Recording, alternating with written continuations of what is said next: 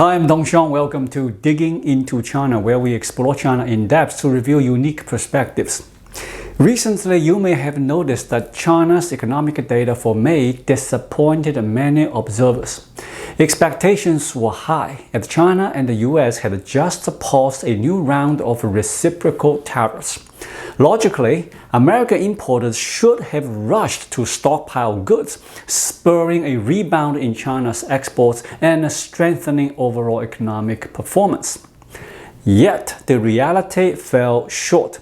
China's exports in May grew by only 4.8% year-on-year, a mere 0.2% increase from April.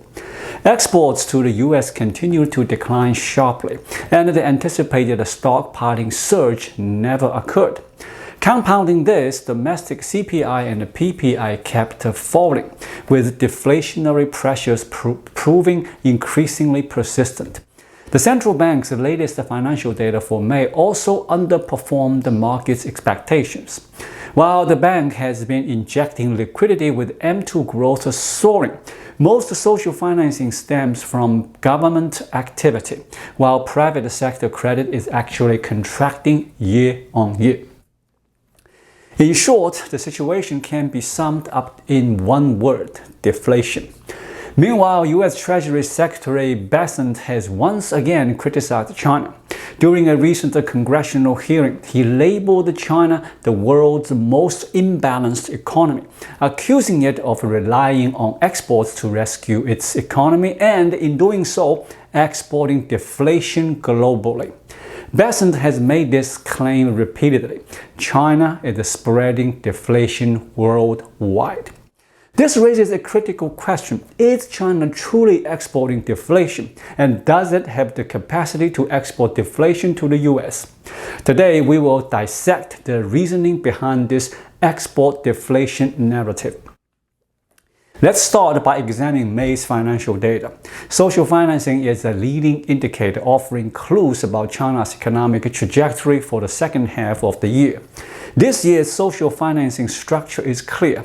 Growth is driven largely by net issuance of government bonds. However, this raises a concern. Can the government sustain this level of borrowing indefinitely? Can it issue trillions in bonds each month, year-round? Clearly not. China's government operates under strict annual bond issuance quotas, with more bonds typically issued in the first half of the year and fewer in the second half. This prompts another question: who will drive social financing in the second half of 2025? Businesses are stagnant, consumers are cautious, and the loan demand is weak. Are we to expect some extraordinary intervention? Loan data from April and May already signals a looming social financing crisis in the second half of the year. New loans in these months were lower than last year's, a decline from prior quarters. While banks may have pushed for a strong first quarter, their lending capacity is now visibly strained. By the third and the fourth quarters, banks will likely focus on reserving resources for next year's first quarter, further dampening lending enthusiasm. So where will the additional social financing come from? This is the first major warning sign for social financing. Next, consider M1. Since the central bank revised its calculation method, M1 figures have improved slightly, but its growth still trails far behind M2's. The bank can refine its methods, but fabricating M1 outright is challenging, as it can be verified through other metrics. M1 growth hinges on two factors. First, corporate profits. If profits aren't rising, where would additional M1 come from? Only when profits fuel expansion do firms borrow, generating M1. Second, government tax revenue depends on the same logic. Without corporate profits, how can tax revenues grow? Thus, to gauge whether M1 is truly rising or if economic vitality is rebounding, we cannot rely solely on central bank figures or optimistic claims from the Statistics Bureau. We must cross-check M1 trends with changes in corporate profits. China's deflationary environment is now deeply entrenched. By May's end, M2 grew 7.9% year-on-year, and the social financing rose 8.7%. Despite this substantial monetary injection, CPI remains negative, and the PPI is falling sharply. This points to a critical issue. Demand is severely lacking. The central bank is releasing liquidity, but much of it flows to government entities. While government bond issuance bolsters social financing, these funds are largely directed toward fixed assets with rapidly diminishing returns.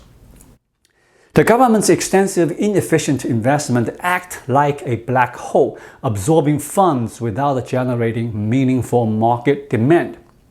Recently, I came across an anecdote online about a small city in China's southwest border region with a population of just 1 million.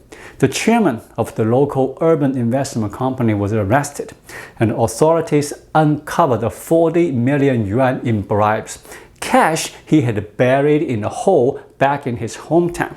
Doesn't this illustrate a black hole for government funds?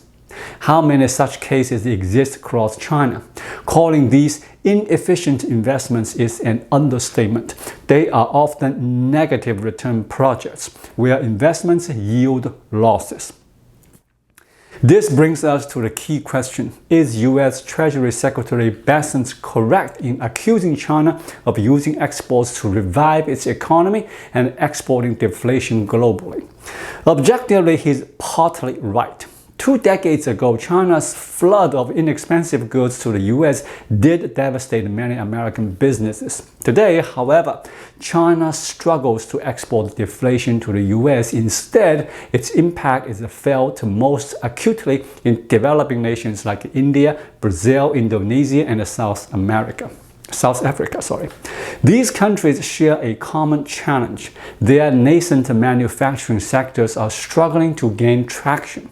When China unleashes a deluge of cheap goods, these nations are forced into price wars with Chinese products.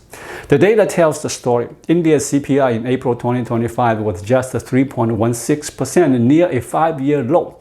In May, retail CPI dropped to 2.82%, the lowest in nearly 6 years. Why? China's exports to India surged this year, with electronics, batteries, and solar products growing by over 25%. India industries like steel, electronics, and textiles have protested price undercutting, prompting the government to initiate anti-dumping probes against China. Similarly, Brazil saw a 35% year-on-year increase in imports from China in the first quarter.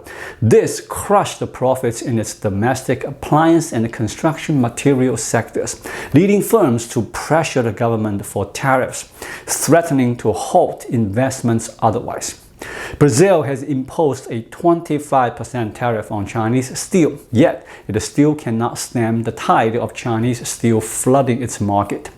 A leading Brazilian steel company publicly criticized the government, warning it might abandon a 4 billion real investment plan without stronger protections. South Africa too has suffered. Its economy has languished for years, with local manufacturing nearly obliterated by Chinese competition. Between 2023 and 2024, South Africa imposed tariffs as high as 120% on Chinese cement, tiles, steel, and fans to shield its industries. So, is China exporting deflation? Undoubtedly. But to whom? Primarily to developing nations whose industrial foundations are still fragile. The US, however, is a different story. Decades of globalization have hollowed out American manufacturing. Today, US inflation is driven not by goods but by services. No matter how many low-cost consumer goods China exports, it cannot reduce US healthcare costs or labor expenses. That's the reality. Thus, Bessent's claim that China is exporting deflation globally is most accurately framed as China exporting deflation to developing countries, not the US. This is rooted in the structure of a US CPI. Consider this. Despite warnings that a tariff war would trigger runaway US inflation this year, inflation has consistently fallen below expectations, remaining remarkably subdued. This underscores that Chinese goods have minimal influence on US inflation. Americans' primary concerns aren't a shortage of affordable Chinese products, but persistent high rents, exorbitant healthcare costs, doubling insurance premiums, and unaffordable labor. Service sector wages and labor costs drive US inflation. To be frank, China is indeed exporting deflation globally, but this pressure targets manufacturing, primarily industries and low-end consumer goods markets.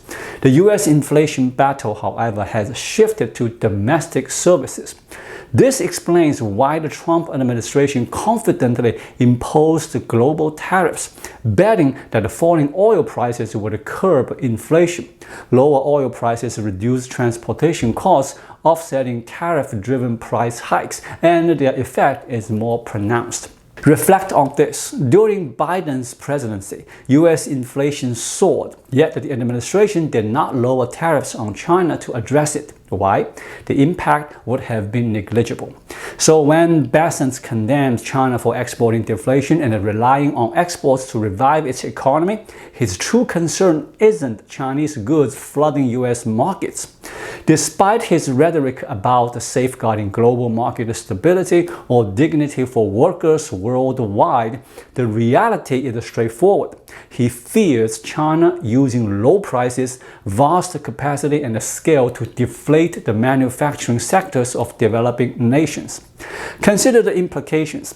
Chinese products are inexpensive and their technology is advancing rapidly. How can countries like India, Brazil, or South Africa, with their emerging industrial base, compete? The outcome is growing dependence on Chinese goods and manufacturing. Once China's exports dismantle their local industries, it's no longer just about the trade. It's about controlling industrial rhythms, supply chains, and pricing power. At that point, the global projects, whether building factories, producing electric vehicles, or constructing power grids, become reliant on China for raw materials, equipment, technology, and capital. This transcends deflation. It's about China's leveraging its supply chain to dominate globally. Should the West lose industrial leadership, technical standards, environmental metrics, and financial valuation systems could follow suit. The US's push for chip alliances and green agreements is, at its core, an attempt to use regulation to counter China's production capacity. The most concerning aspect of Bessent's statement isn't exporting deflation, but the deeper fear of China re-anchoring global supply chains and reclaiming manufacturing dominance. This is why the US seeks to curb China's exports and relocate supply chains. Domestic inflation, by comparison, is a minor issue, a view shared across US political parties.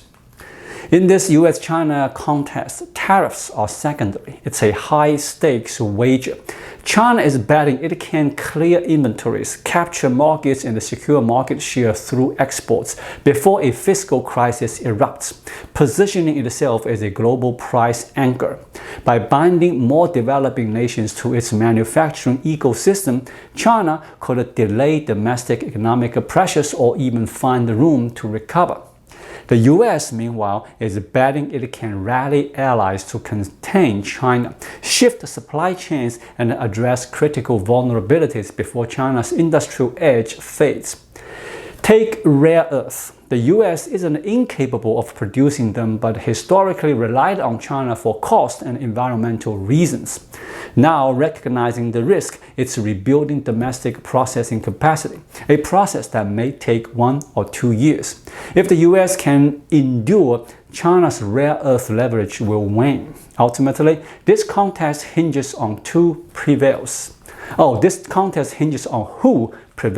China or the US. Thank you so much for watching. If you find this video helpful, please like it, drop a comment below, and hit the subscribe button right here. It really helps YouTube suggest my video to others. I'll be back with more content soon. Until then, Be well.